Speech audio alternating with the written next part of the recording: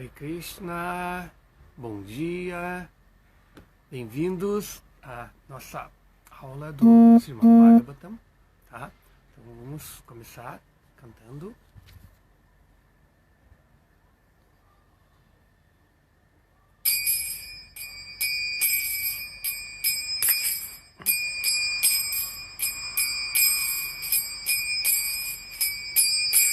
Jaya Radha Madhava Kunja Bihari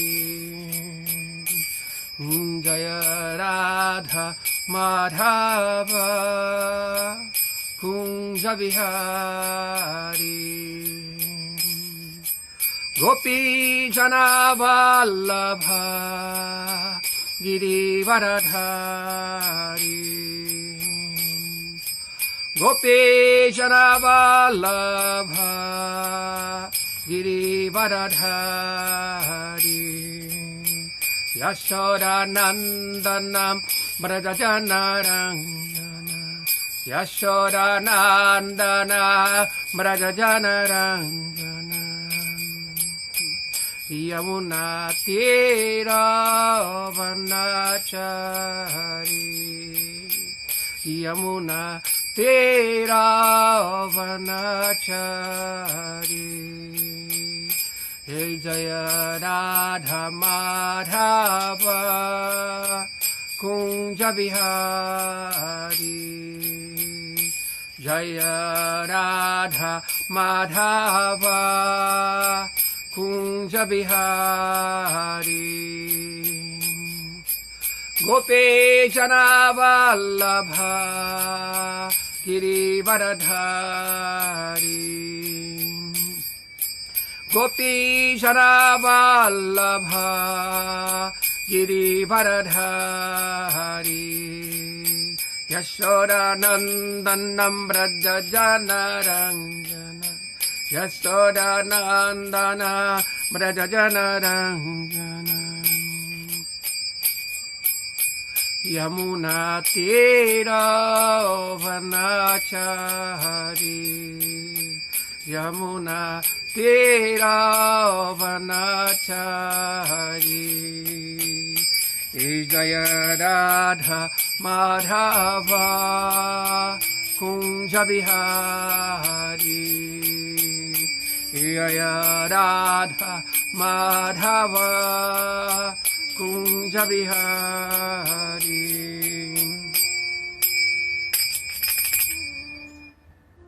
Então, novamente, obrigado pela presença de todos vocês.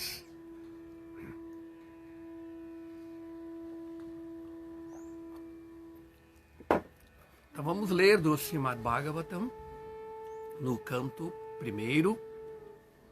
Estamos no capítulo 3º. Que é Krishna é a fonte de todas as encarnações. O verso de hoje é o verso número 10. Tá? Om Namo Bhagavate Vasudevaya Om Namo Bhagavate Vasudevaya Om Namo Bhagavate Vasudevaya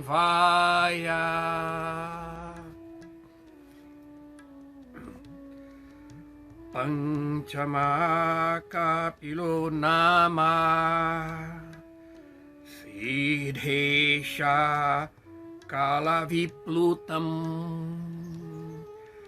Rovacha Suraye Sankhyaṁ Tattva Grama Vinirnayam Panchama Kapilo Nama Siddhesha Kalaviplutam Provacha Suraye Sankhyaṁ Tattva Grama Vinirnayam Panchama Kapilo Nama Siddhesha Kalaviplutam Provacha suraye sankhyam tatva grama vinirnayam.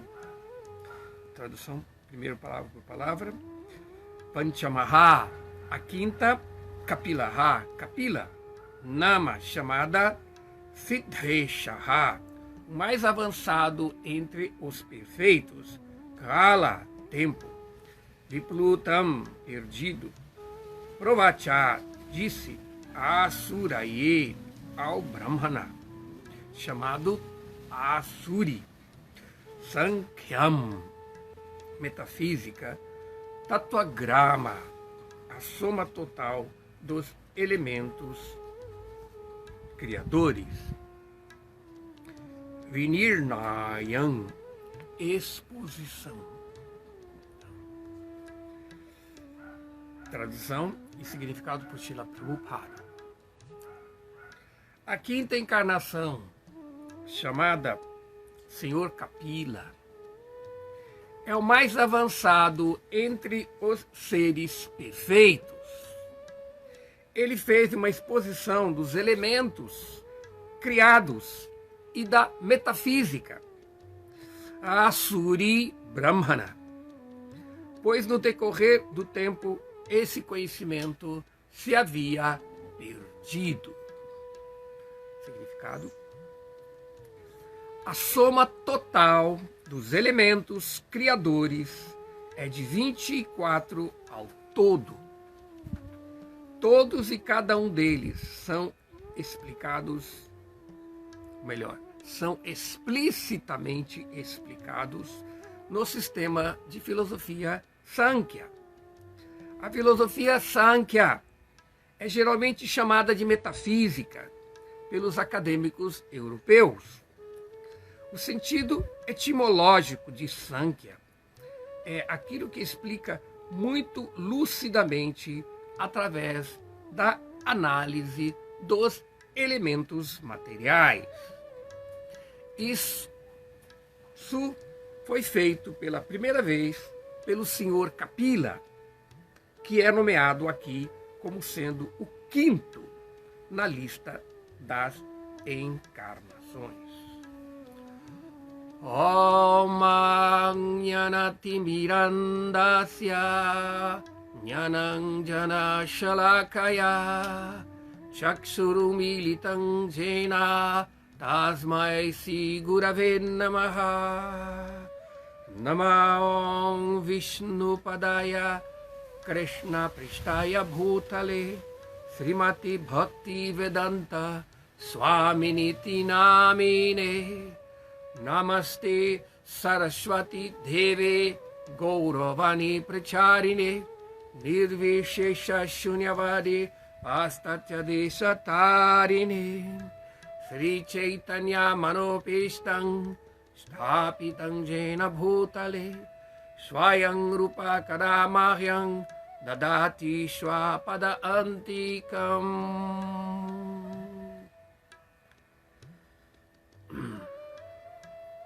Panchama Kapilo Nama Siddhesha Kalaviplutam Suraye Sankhyam Tattvagrama Vinirnayam. A quinta encarnação, chamada o Senhor Kapila, é o mais avançado entre os seres perfeitos. Ele fez uma exposição dos elementos criadores e da metafísica Asuri Brahmana, pois no decorrer do tempo esse conhecimento se havia perdido. Então, aqui nesta lista de encarnação do Srimad Bhagavatam, nós encontramos o Senhor Kapila. Existe uma lista muito assim mais popular que dizem que Vishnu tem 10 encarnações, mas na verdade o Senhor Vishnu não deu 10 encarnações. Ele apenas é descrito em 10 encarnações por Jayadeva Goswami, em sua obra excelsa, o Gita Govinda. Nesse Gita Govinda, ele descreve essas 10 encarnações, descrevendo que todas as encarnações Keshavadrita Narahari Rupa, Jaya Jagadisha Hari, Jaya Jagadisha Hari, Jaya Jagadisha Hari, dizendo que essas encarnações, essa afirmação no fim da descrição das encarnações mostra realmente que Bhagavan Shri Krishna Keshava, ele não é nem enumerado nas encarnações. Das 10 encarnações, o Senhor não é colocado o Senhor Krishna, porque Krishna é Krishnastu Bhagavan Swayam. E na verdade aqui neste capítulo isso vai deixar bem claro, depois de haver exposições de todas as encarnações, o Bhagavata mesmo fala Etechansa Kalapunsa Krishnastu Bhagavan Swayam. Todas essas encarnações, elas são anshas, são expansões plenárias do Senhor Supremo, ou Kala Ansha, parte de porções plenárias, como por exemplo Shaktavesha, Avatar, assim, etc. Mas Krishnastu Bhagavan. Então, por isso mesmo, Jayadeva ele deixa bem claro ali que Krishna é a fonte dessa coisa. Keshavadrita, Narahari Rupa, aí ele descreve, nesse caso é a refrão de Nishihadeva, né? Ele que assumiu a forma de um peixe, que assumiu a forma de javali. E podemos ver que Kapila não está nessa lista, porque as encarnações de Krishna, as encarnações do Senhor Supremo, elas são inumeráveis. Por isso é dito, não dá para contá-las, assim como você não consegue contar as ondas do oceano, não tem. Da mesma forma, as encarnações são inumeráveis. Então, aqui nesta lista, do Srimad Bhagavatam, existe mais descrições de outras encarnações, e também existem muitas outras encarnações que não são descritas aqui, pelo fator de que Krishna está aparecendo nas suas encarnações, essas encarnações que têm a função de lila avataras, de proteger o Dharma, estabelecer geralmente como manifestações do Senhor Vishnu. Elas estão acontecendo sempre em todos os mundos, em todos os universos, e cada dia de Brahma nós podemos ver as encarnações, mesmo são enumeradas, mesmo nos períodos de Manvantara, nos dias de várias encarnações. Então, Kapila. Vamos para lá voltar sobre Kapila Deva. Kapila Deva é uma encarnação muito especial e também uma encarnação que está associado a um dos darshanas, um dos sistemas filosóficos da tradição védica, que são, Srila Prabhupada explica claramente a importância de aprender os darshanas. Srila Prabhupada diz que uma pessoa, para ser um guru, ela tem que conhecer todos os 6 sistemas filosóficos perfeitamente. Por quê? O que são esses sistemas filosóficos? O conhecimento védico, ele é pleno, traz todo tipo de conhecimento. Por isso ele se descreve nos Upanishads. É vidya e avidya, o conhecimento sobre a sabedoria e da ignorância. Por isso o Upanishad explica. Nós temos que aprender o conhecimento da sabedoria. E o que é esse conhecimento da sabedoria e da ignorância? Significa aquele conhecimento que tem a ver com a criação material, como manter-se neste mundo material, especialmente na parte de Karmakanda, é considerado conhecimento da ignorância, porque ele descreve a natureza de avidya, que cria este mundo material para o propósito de iludir a entidade viva de alguma forma. Agora, o conhecimento da sabedoria é aquele que nos leva à libertação. Entende? Então, portanto, os darshanas, eles é uma sistematização de todo esse tipo de conhecimento em 6 sistemas filosóficos. O que acontece, o fator histórico dos darshanas é que na época os brahmanas, especialmente os seguidores do Karma Mimamsa, os ritualistas, eles estavam predominando na sociedade védica. E houve uma dialética histórica que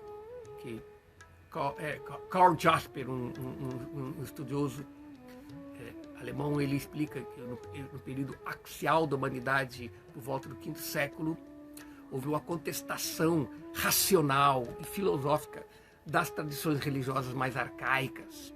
Entende?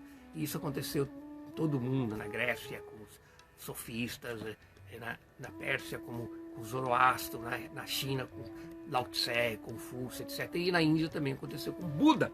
Então, o questionamento desses rituais védicos feito por Buda para a religiosidade védica, trouxe uma especulação mais filosófica, mais ética, que seria o budismo, e contestou muito a sobrevivência da cultura védica. E por isso, os rishis, os grandes sábios, tendo em consideração o plano do Senhor Supremo, foram buscar nos Vedas aqueles conhecimentos que os brahmanas de casta estavam negligenciando ensinarem, dar à sociedade, e sistematizaram com esse conhecimento sistemas filosóficos, como, por exemplo, Nyaya, a lógica, o Vaisheshika, a física, a numeração, ou seja, a descrição das diferentes categorias de existência no mundo material. O Sankhya, que é exatamente o que nós vamos falar um pouco sobre ele hoje, tendo em vista que ele está relacionado com Kapila. E também depois o Yoga, o Patanjali, e depois tivemos o Karma Mimamsa, Jaimini, que ele tentou fazer uma sistematização da própria religiosidade Karma Kanda que estava existindo antes. E depois também veio o sistema metafísico do Vedanta, por Vyasadeva, que é o autor das principais literaturas védicas, e, portanto, nesses sistemas. Então, todos esses sistemas são utilizados para os filósofos, para estabelecer critérios de conhecimento, para entender a natureza material, e também buscar métodos de se libertar desse mundo material que você vai encontrar no Yoga, que você vai encontrar no Vedanta, etc. E também os próprios brahmanas, que tinham sido responsáveis pela contestação da religiosidade védica, eles tiveram também que fazer um upgrade, entende? Do Karma Kanda, fazendo o karma, estabelecendo o darshan do que nós chamamos de Purva Mimamsa, a primeira hermenêutica dos Vedas. Então, nisso, Kapila entra ali, porque o sistema que Kapila nos deu, ele é explicado nos Puranas. Também você encontra narrativas desse tema no Mahabharata e algumas coisas nos Upanishads, assim, de uma forma muito sintética. Então, portanto, o sistema, eu vou falar um pouco sobre o sistema. Antes de falar sobre o sistema, vamos falar um pouco sobre o Kapila Deva, certo? Ele é uma encarnação de Vishnu, ele apareceu dentro do Srimad Bhagavata. Há narrativas do seu ensinamento que ele ensinou ao seu pai, que é a Suri Brahmana, e depois também, quando ele ensinou a sua mãe, nós encontramos essa descrição no terceiro canto do Srimad Bhagavatam. Ele veio como um yogi perfeito, como um siddha, que alcançou essa perfeição. E, portanto, ele também nos dá um sistema de enumeração categórica dos elementos materiais e depois também um sistema metafísico. Então, essa palavra Sankhya, como Srila Prabhupada já explica aqui no significado, significa explicar lucidamente, através da análise dos elementos materiais. Indo mais na raiz da palavra mesmo, no sentido etimológico da palavra Sankhya. A palavra Sankhya significa numeral, como um substantivo. Então, aquilo que enumera. Por isso vem de número. Então, por enumerar os elementos da criação, entende? Isso chama-se Sankhya. Mas esta enumeração dos elementos da criação material, ela é feita em ordem ordinária, ou seja, o primeiro elemento, ele evoluiu para o segundo elemento. Então, se descreve no sistema de Sankhya uma teoria de evolução do universo, vindo do mais sutil até o mais denso. Não é que na tradição védica não se aceita a teoria da evolução, mas nós não aceitamos o conceito evolucionário darwiniano do acaso. Certamente existe uma evolução dos elementos vindo mais sutis, eles vão se aprimorando, até todos os elementos são criados, mas não é por acaso, existe um plano. Assim como nós podemos ver evolução, vou dar um exemplo de um programa de computador. Um programa de computador, você pega ele está ali, apenas um arquivinho, às vezes zipado, está ali. Aí você vai abrindo, no processo de abrir, o programa vai evoluindo, ele vai se tornando, todas as diferentes ramificações vão abrindo e nós temos as diferentes opções. A criação material é mais ou menos dessa mesma maneira. Brahma recebeu, quando Brahma se iluminou, entende? Praticando tapas pela inspiração do Senhor Supremo, aí ele recebeu o download dos Vedas. Com este conhecimento que ele recebeu, ele pôde manifestar toda a criação material e estabeleceu caminhos de Pravriti Marga e Nivriti Marga, que são as diferentes categorias da criação material. Então, de uma forma, o Sankhya descreve a evolução dos 24 elementos materiais e além também do elemento espiritual. Então, isso é explicado bastante, como já falei, por Kapila Deva. E também Krishna, do 11º canto do Srimad Bhagavatam, se eu não me engano, exatamente, ele explica também este conhecimento do Sankhya também para Uddhava, na parte do Srimad Bhagavatam, chamado Uddhava Gita. Há uma análise, uma descrição desses elementos materiais.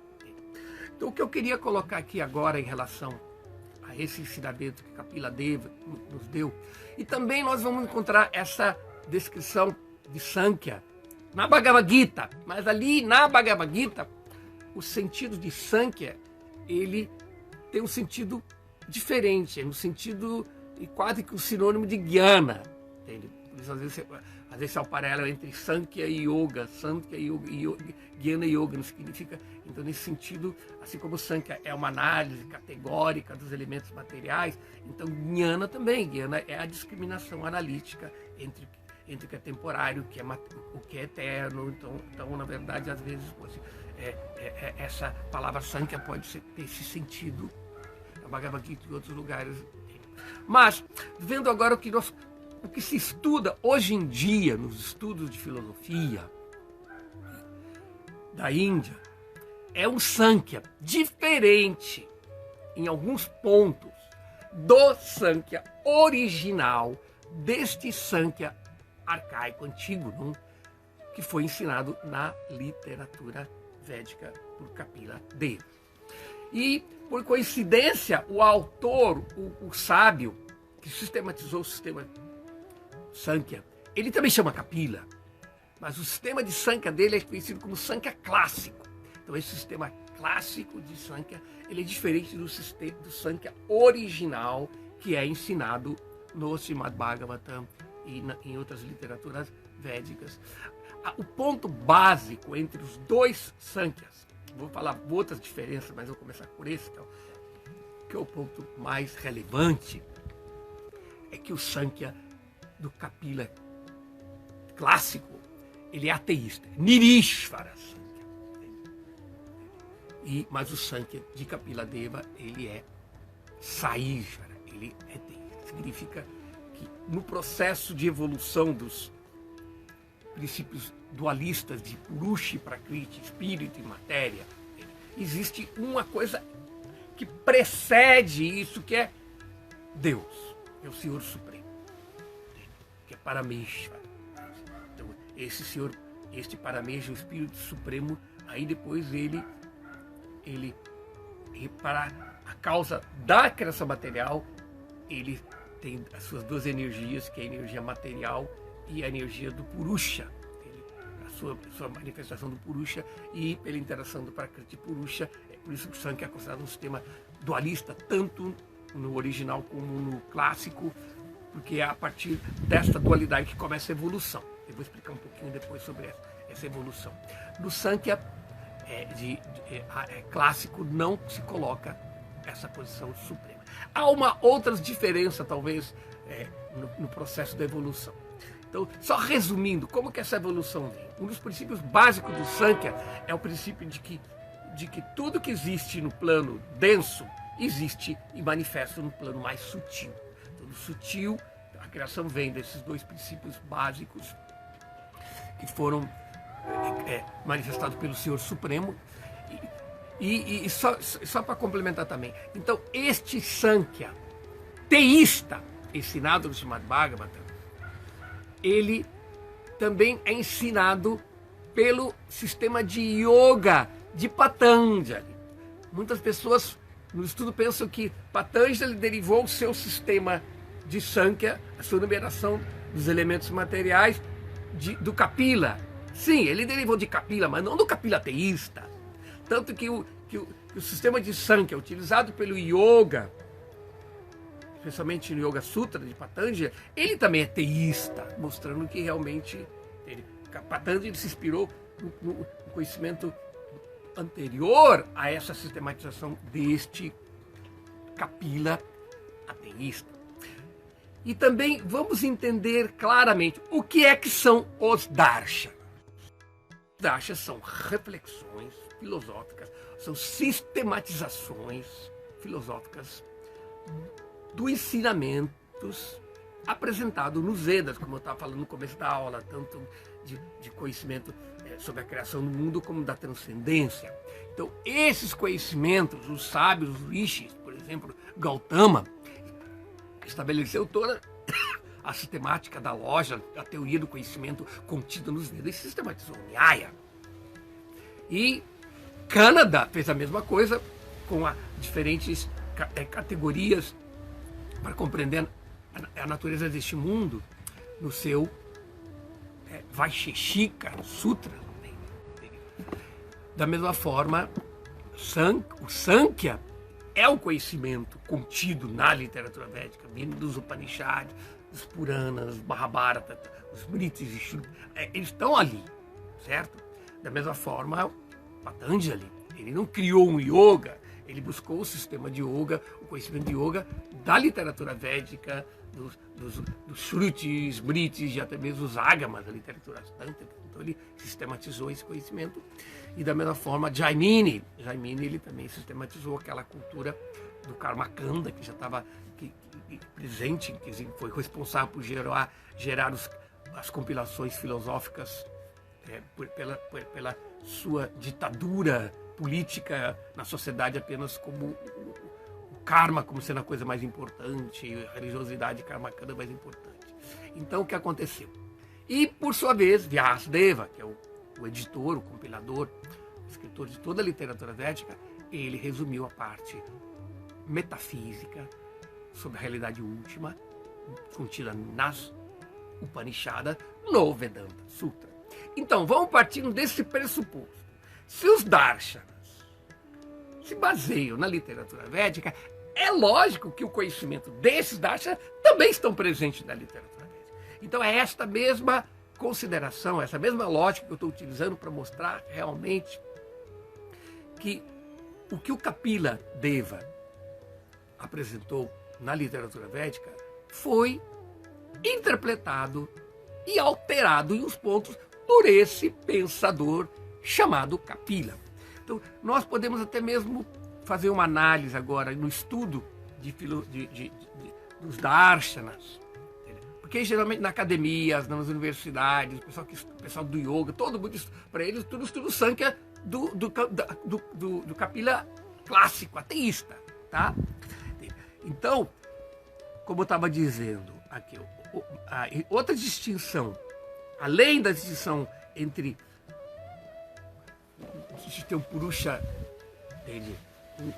um Ishvara, e não ter um Ishvara, né? E nós podemos ver também que nessa versão mais antiga do Sankhya, apresentada, que é a versão original, né? Que é o Adi Sankhya, ele tem este Adi Sankhya, ele há uma classificação dos elementos da evolução de 25 categorias, enquanto que esse Kapila clássico ele coloca apenas 4 categorias. Outra coisa também, para o Sankhya original, existe um Purusha supremo, que se expande depois. E no Sankhya clássico existe uma Prakriti, mas vários Purushas, que são as almas. Então, esses Purushas do sistema clássico se referem às almas, não se referem o Parama Purusha, esse Senhor Supremo, que mesmo que exista o Purusha como alma, então existe o conceito do Purusha, ele tem um Purusha único, que é exatamente dar o caráter dele ser ninja. Então, só para nós podemos ver. Se descreve que Kapila, que viveu, este Kapila clássico, que ele viveu por volta do ano 700, ano antes de Cristo, ele nos deu os seus sutras, o ensinamento bem condensado do Sankhya no seu Vedanta, no seu Sankhya Sutras, certo? Mas só que a história dessa personalidade, deste Kapila, é muito polêmica, ela é bem controversa. Por quê? Principalmente em relação à autoria deste Sankhya Sutra. Eu vou explicar por quê. Existe uma coisa que não bate, entende? Tá?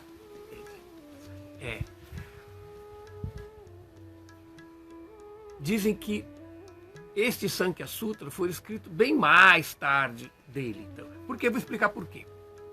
Porque a explicação do Sankhya clássico não é feita neste Sankhya Sutra completamente. Não é? Mas sim no comentário do Sankhya Sutra, feita por um outro pensador chamado Ishvara Krishna. Então esse Ishvara Krishna não é Krishna, é um outro pensador. Assim como esse Kapila não é o Kapila Deva, então esse Ishvara Krishna não é Krishna Deus. Tá? Então, apesar do nome poder parecer. Então é dito que o comentário do Sankhya Sutra de Ishvara Krishna foi escrito no século 3.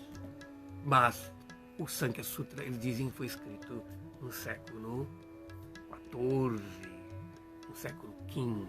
Então isso não bate. Como que uma pessoa comenta uma obra antes dela ser escrita? Então não bate muito esse negócio. Então muitas pessoas acreditam que talvez, provavelmente, foi este Ishvara Krishna que criou essa história desse Kapila, que pode ser que ele nem tenha existido, entende? E assim, o sistema do Sankhya clássico, ele é mais estudado por este Ishvara Krishna, que é a encarnação, que é o comentador, pretenso comentador desse Kapila e o Sankhya Sutra. Então, na verdade, esse ensinamento ateísta, esse ensinamento materialista mesmo, sem a presença de Deus, ele é mais conhecido pelo comentário do Sankhya Sutra do que pelo próprio Sankhya Sutra. As pessoas, quando estudam o Sankhya clássico, não falam sobre o Sankhya Sutra quase, praticamente, mas citam ele como uma evidência, mas é os escritos deste Ishvara Krishna que tem ali. Então vamos agora falar um pouquinho sobre este sistema Sankhya. Então, o que o sistema Sankhya nos apresenta? Ele mostra como que deste Purusha Prakriti, que é descrito nos Vedas, não? Que como que o Senhor Supremo, com o seu olhar, né, que é o Purusha, a encarnação do Purusha descrito no Rig Veda, lança o seu olhar na natureza material e aí surge a primeira evolução, que é chamado Mahatattva, primeiro estado da natureza material, quando ela começa, o primeiro estado de evolução da energia material é chamado Mahatattva, que seria, às vezes chamam de Buddhi. Ele seria um estado onde os modos da natureza material estão começando a se manifestar. Primeiro se manifestou o modo da paixão, que é o desejo da criação, e o modo da bondade, que é o conhecimento que permite a criação. Ainda não há princípio de Tamaguna. E quando o princípio de Tamaguna se manifesta, o Mahat evolui e ele se transforma em Ahankara, que é o falso ego, tá? Que é o princípio do ego. Então, é neste terceiro estágio de evolução da matéria que os gunas se manifestam todos. Portanto, o princípio do egoísmo tem 3 bandas, ou tem 3 partes. Tem a parte, o egoísmo tamásico, o egoísmo rajásico e o egoísmo sátvico. Então, deles surgem outros elementos. Por exemplo, no egoísmo sátvico surge a mente e os sentidos, os gyanendriyas, os 5 sentidos de adquirir conhecimento. Tá? E da parte rajásica do ego surge os karmendriyas, tá? Os elementos da ação, entende? Que seria a apreensão, tá? As mãos, a locomoção, as pernas, os pés, entende? O sistema metabólico do corpo, não a digestão, a excreção, e o sistema de reprodutório, não genitais, e também a fala. Então, esses são os 5 sentidos que trabalham. Então, o sentido de adquirir conhecimento, visão, audição, tato, olfato, surge do modo da bondade na ignorância. E do modo da parte tamásica.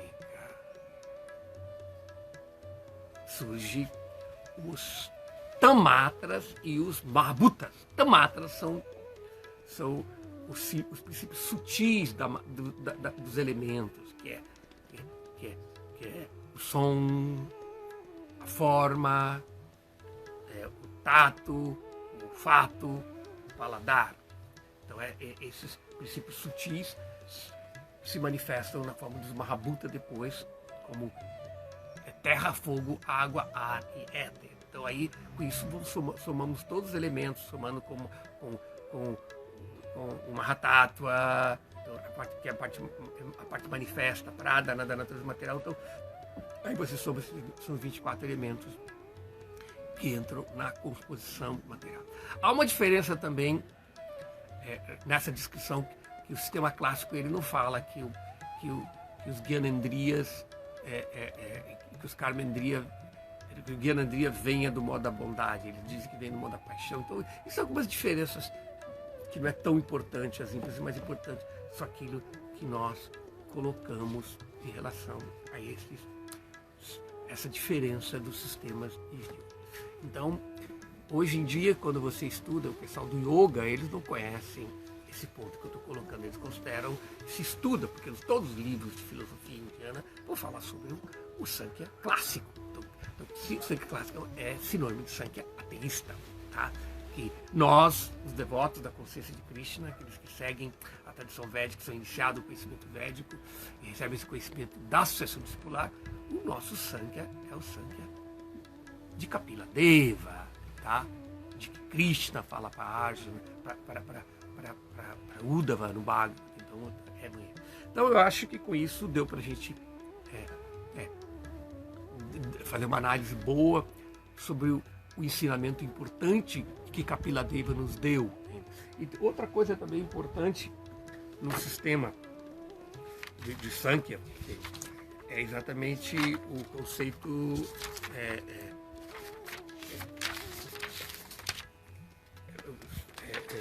que é da evolução do universo, que eu já falei, dos elementos, a questão do Purusha, os gunas, que é muito bem explicado dentro do sistema do Sankhya, e também a teoria Sankhya de causa e efeito. São os princípios do Sankhya que diz que tudo que existe no efeito tem que necessariamente estar presente na causa, numa forma manifesta. Então, por isso, esse princípio é muito importante, que o Sankhya nos dá para poder entender que se neste mundo material, que é o efeito do mundo espiritual, da realidade espiritual, tudo que se manifesta aqui, mesmo de uma forma limitada, nas dualidades do tempo e do espaço, tem que existir também no plano espiritual. A variedade, a diversidade que nós encontramos aqui não é apenas um produto da ilusão, entende? Não é que a realidade, que o Brahman o absoluto é apenas nirvishesha, sem variedade ou sem qualificações. Existem qualidades no plano espiritual, porque nesse mundo material existe o reflexo dessas qualidades. Como que o efeito pode ser menos que a causa? Não, a causa é limitada, o efeito é mais completo. Então, isso é uma lógica. Então, nós devemos essa argumentação, que é importante na filosofia, vem também do sistema Sankhya.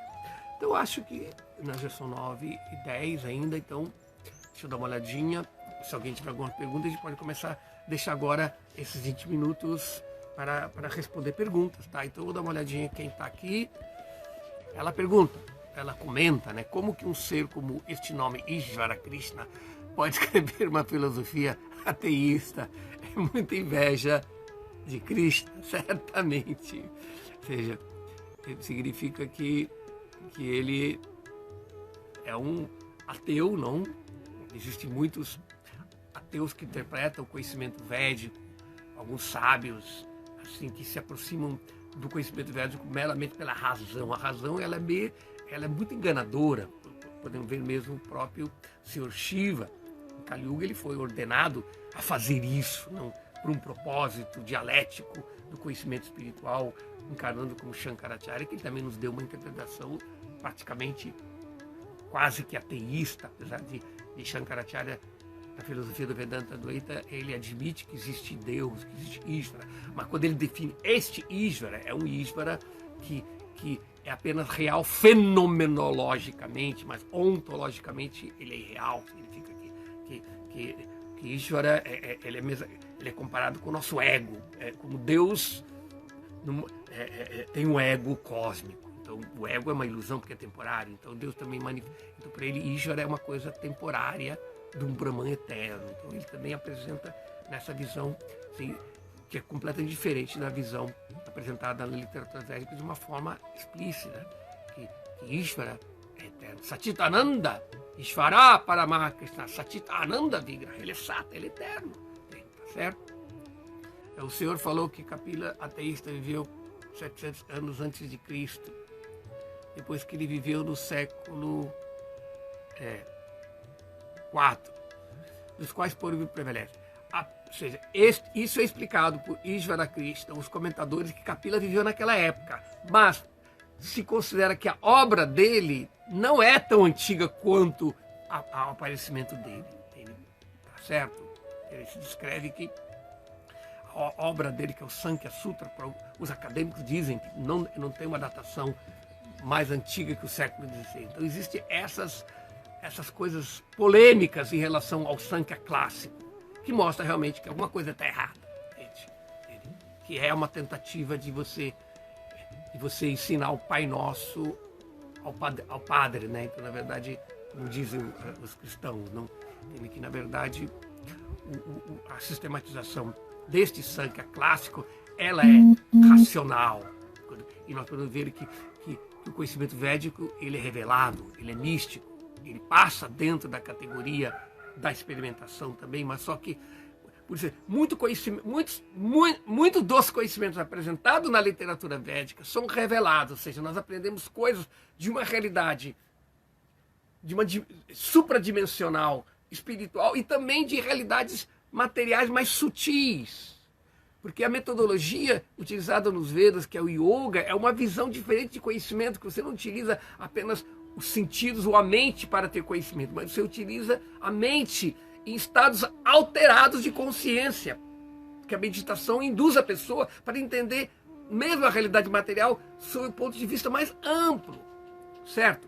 Então, por isso, apesar de haver conhecimentos como Ayurveda, arte, todo diferente tipo de conhecimento, arte, mas existem vários tipos de conhecimento, especificamente a medicina, o Ayurveda, que são conhecimentos experimentais, mas são revelados. Então significa, há uma revelação, e não significa que esta revelação não possa ser experimentada para comprovar assim, os efeitos, que muitas coisas não podem ser comprovadas pela experimentação. Então, da mesma forma, os darshanas eles procuram fazer uma reflexão filosófica sobre o conhecimento já revelado. Então essa interpretação, essa sistematização, esta racionalização de um conhecimento revelado não pode ser superior ao conhecimento revelado. Então, por isso que o Kapila Deva, o Senhor Kapila Deva, nos apresenta esse sistema Sankhya de categorização, mas ele também nos apresenta o sistema de metafísica. Você pode ver que os ensinamentos que Kapila Deva está dando para Devahuti, para seu pai, e mesmo que Krishna descreve para Uddhava, eles também levam a Bhakti. Eles levam a um caminho, a um sadhana, que leva à realização espiritual. Coisa que você não vai encontrar isto no Sankhya clássico, que apenas são sistemas que procura realmente livrar através, no máximo, de um tipo de realização impessoal, entendendo a natureza daquele conhecimento, vendo a realidade última da imanência do Purusha Prakriti na matéria. Então, esse é o problema que ela nos afastam da revelação da natureza transcendental. Tá claro? Então, talvez essa é a minha opinião, que pode estar errada, tá? Tá. Então, segundo o sistema de Kapila Deva original, eu explico bem isso no meu curso que eu acabei de dar, que é os Darshanas e Sampradayas. Eu acabei de... Esse foi o curso que eu dei no mês passado.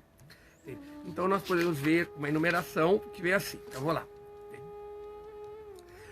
Tendo em vista que a Prakriti, ela tem os gunas, e no seu estado primeiro os gunas não estão manifestos, o processo da evolução vem em decorrência da manifestação do guna. Então, de acordo com o sistema do Srimad Bhagavatam, o sistema do Sankhya, do Adi Sankhya, do Sankhya original, autêntico, de Kapila Deva, é o olhar de Mahavishnu, o desejo do Senhor Supremo se manifesta, e aí este olhar se manifesta como o primeiro Purusha, que é Shiva, que fecunda Prakriti. Então aí você tem. Então, o Purusha, que é o espírito universal, não onipotente, onipresente, que nesse sentido você vai encontrar Ishvara, Paramesh, o Senhor Supremo, que deseja criar, que lança o seu olhar, e daí ele se manifesta também como tanto este Senhor Supremo, este Mahavishnu também é um Purusha, mas é o Purusha último, é o Anshi, é a fonte das diferentes maneiras. E aí ele se manifesta com este Purusha, que é que seria Shiva e Parvati, na verdade, no processo da criação. Então, da interação entre Purusha e Prakriti, entende? Aí os modos da natureza material começam a se manifestar. Então, quando se manifesta Rajas e Sattva e Raja, aí você tem o segundo princípio, entende? Desculpa, o terceiro princípio, que o primeiro princípio é Purusha, o segundo princípio é a Prakriti na sua forma de Pradana. Aí quando ela é fecundada, aí surge o terceiro elemento da evolução, que é o Mahatattva, que é a consciência cósmica, que às vezes é identificada com Buddhi. Ela seria o aspecto causal, o elemento causal da criação material. Tá? E aí, do Mahatattva, quando pelo olhar de Mahavishnu, o olhar de Mahavishnu veio e criou o tempo, que é Shiva, que é o primeiro Purusha. E aí o tempo vai impulsionando e a evolução vai acontecendo. Aí você tem Ahankara, que é o princípio da individuação, ou ego, tá? Então a parte sátvica, e Ahankara manifesta-se Manas e Gyanindriya. Então você tem, o próximo elemento é Manas, a mente, tá? E depois você tem os Gyanindriyas, que é Shrota, audição, Twak, o tato, Chakshus, a visão, né? O sentido da visão, Rasana, o sentido do paladar, e Grana, o sentido do olfato. Então aqui podemos ver que da parte rajásica, né, do Ahankara, manifesta os 5 Karmendriyas, órgão da ação. Essa é a visão do Sankhya arcaico, do Sankhya védico, do Adi Sankhya, tá? Mas segundo o Sankhya clássico, os Karmendriyas, tá? E depois do Karmendriya vai vindo. Aí vem os Gyanendriyas. Tem Karmendriya, Gyanendriya, então 5, mais 5 já são 10. Então com isso nós já estamos com quantos sentidos? Já estão 15 elementos, tá? E aí da parte tamásica do Ahankara, temos os 5 tamatras, que é a essência do som, a essência do tato, a essência da forma, a essência do paladar, a essência do odor, tá? Então aí já temos 20 elementos. E aí depois uma Mahabhutas também se manifesta da parte tamásica, tá? Os elementos grosseiros são a caixa, o éter, o ar, o fogo, a água, aí somam 24 elementos, tá certo? Então o Sankhya, na verdade, enumera, é assim que são os elementos, tá certo? Para bioma. Então vamos lá, recrutar a hora da manifestação do sistema original. Então nós temos ainda uns 5 minutinhos. Alguém mais quer fazer pergunta? Ou algum vamos ver se vou dar uma olhada se tá. Então, como não tem mais comentário, eu vou aproveitar esses 5 minutinhos para falar um pouquinho mais sobre este sistema filosófico que ele é muito rico, não? Entendeu? A base dele é muito importante quando você estuda o sistema de yoga. Porque qual a diferença entre o Sankhya, apesar de tanto o Sankhya como o Yoga utilizarem esse sistema que Kapila Deva nos deu? No Sankhya há a evolução do sutil ao mais denso. O Yoga tenta fazer exatamente, reverter o processo. Então o Yoga é um processo de libertação por excelência, através das técnicas mais básicas do Yoga, como Hatha Yoga, que é considerado o Yoga do corpo, não? Daquilo que, dos 24 elementos, o Hatha Yoga utiliza os 24 elementos. 4, 5 elementos. Então, nós vamos sutilizando esses elementos para que eles voltem ao estado mais sutil. Então, esse é um processo de... O Sankhya nos dá uma evolução dos elementos e Yoga, como um processo de autorrealização, ele nos dá. Na verdade... Deixa eu ver aqui. O Parabioma questionou aqui a numeração, certo? Nós temos aqui... Opa, deixa eu ver. O 25º elemento é Deus, tá? O Criador. Mas aqui, ou seja, na minha numeração tem... Vou colocar 1 Purusha, 2 Prakriti, 3 Mahat, 4 Ahankara, 5 a mente. Depois nós temos audição, 7, o tato, 8, a visão, 9, o paladar, 10, o olfato. Depois, continuando nos Gyanendriyas, né? Desculpe, os Karmendriyas. Nós temos 11, a fala, 12, as mãos, 13, os pés, 14, os órgãos excretores e 15, os genitais. E depois tem os Tamatra, que é a essência do som, 16, essência do tato, 17, essência da cor, 18, essência do paladar, 19, o essência do odor, 20, e depois os Mahabhutas, que 21, éter, 22, ar, 23, fogo, 24, água. Realmente, o Parabioma está certo. Terra, faltou a terra na enumeração. Então, são 25 elementos, tá certo?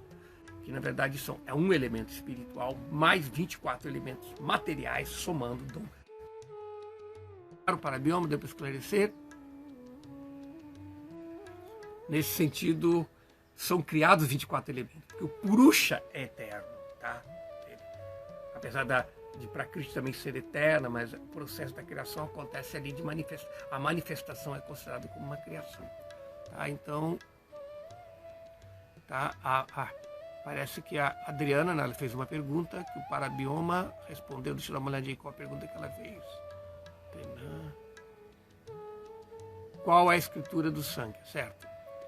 Seria o Sankhya Sutra, verdade. E o comentário que eu estava dizendo seria o Sankhya Karika desse Ishvara Krishna, que é mais estudado, se estuda mais o Sankhya Karika, porque ele é mais detalhado, explica melhor a filosofia de Sankhya Sutra, do que por isso que ele é uma explicação do comentário de...